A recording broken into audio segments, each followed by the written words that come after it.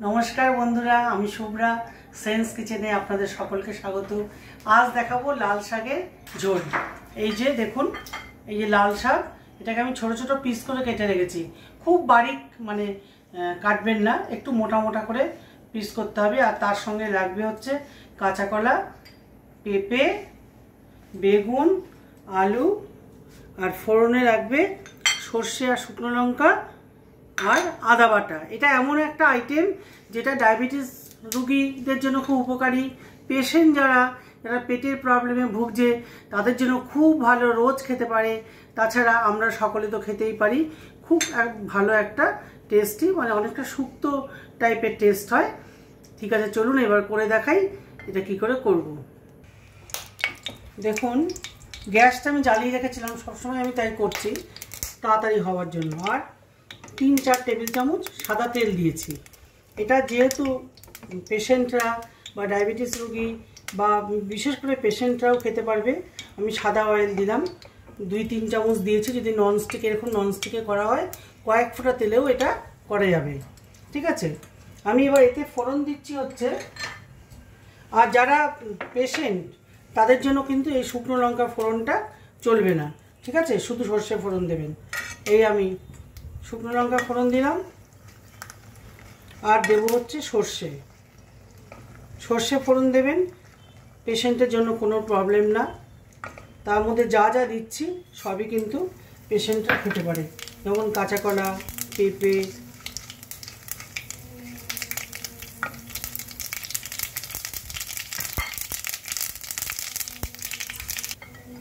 আমি প্রথমেই দিয়ে দিচ্ছি কাঁচা কলা। পাঁচটাগুলো থেকে একটু নুন হলুদ জলে ভিজিয়ে রাখবেন, তাহলে কালো কষটা সবজিতে আসবে না। ঠিক আছে, আমি করছি লাল শাকের ঝোল কিন্তু। ঠিক আছে, পেঁপেটা দিয়ে দিলাম, আর কাঁচা লঙ্কাটা ঠিক এভাবে 2 টুকরো করে দেবো কিন্তু, যাতে পেশেন্ট হলে তাও নাও দিতে পারেন, কিংবা আস্ত কাঁচা লঙ্কা দিয়ে দেবেন, তাতে কোনো অসুবিধা নেই। এই বেগুন দিলাম। এই ঝোলটা করলে 5-6 জন খেতে পারবে, সেরকম মাপটা আপনাদের বলছি। এই আলু দিয়ে দিলাম। যারা ডায়াবেটিস পেশেন্ট হবেন তারা আলু দেবেন না, আলু না দিলেও খেতে খুব ভালো লাগবে। এবার এটাকে নুন দিয়ে দিচ্ছি। নুন দিলে তাড়াতাড়ি সফট হয়ে যাবে। একটা আন্দাজ মতো নুন আপনারা জানবেন। এতে কিন্তু যেহেতু লাল শাকের ঝোল, এতে হলুদ দেবো না, যাতে লাল রঙটা বজায় থাকে। হলুদ দিলে লাল রঙটা একটু কেটে যাবে। এটা একটু ভাজা ভাজা করি।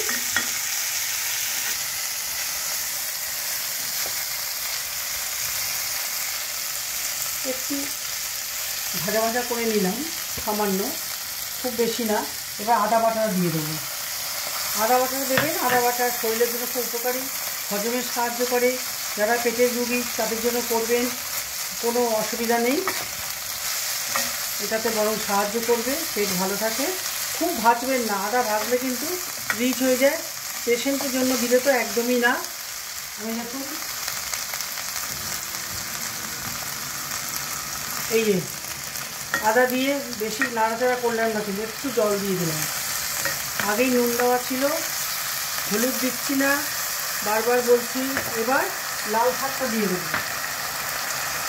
হলুদ দেওয়ার আগে আদাটাকে একটু নেড়ে চেড়ে তারপরে কিন্তু শাকটা দেবো। হ্যাঁ, দেখবেন লাল ঝোল হবে শাকটা, এত সুন্দর দেখতে আর এত ভালো খেতে, একেবারে লাইট একটা ডিফারেন্সিয়াল।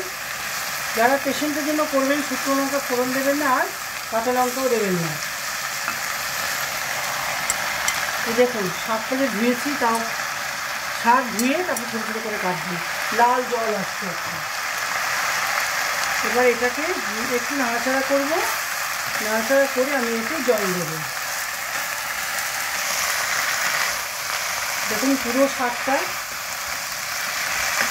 একটু ভাজা ভাজা ঠিক বলবো না, মিশে গেল আর কি তরকারির সাথে।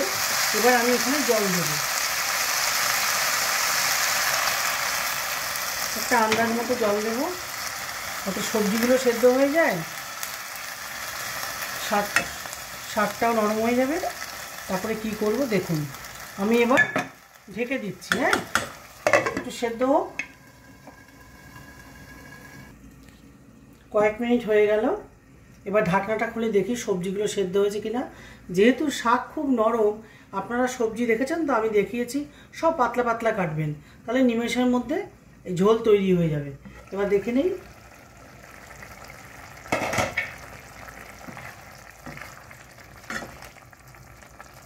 সব সবজি তৈরি হয়ে নরম হয়ে গেছে।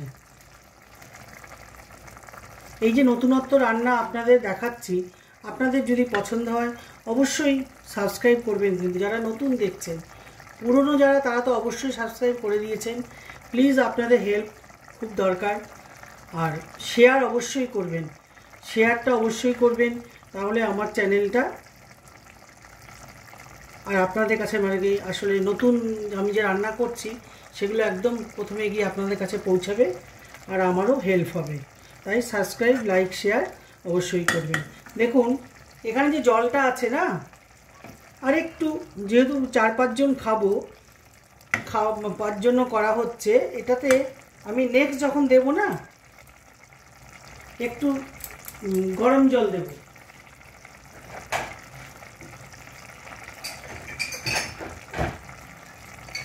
এই দেখুন, তখন কিন্তু ঠান্ডা জল দেবেন না।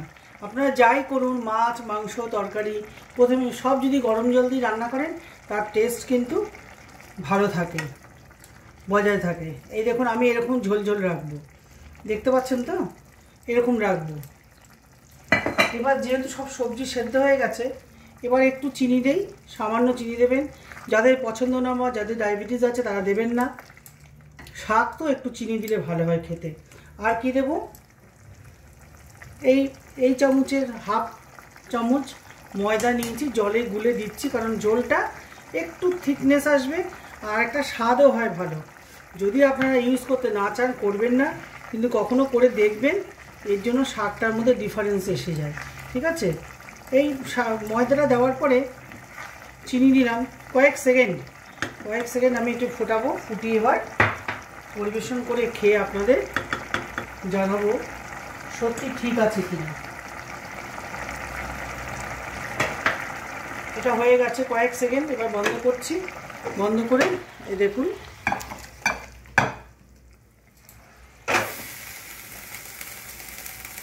এরকম ঝোল ঝোল থাকবে, কিন্তু দেখুন এরকম ঝোল ঝোল রাখবেন। হ্যাঁ,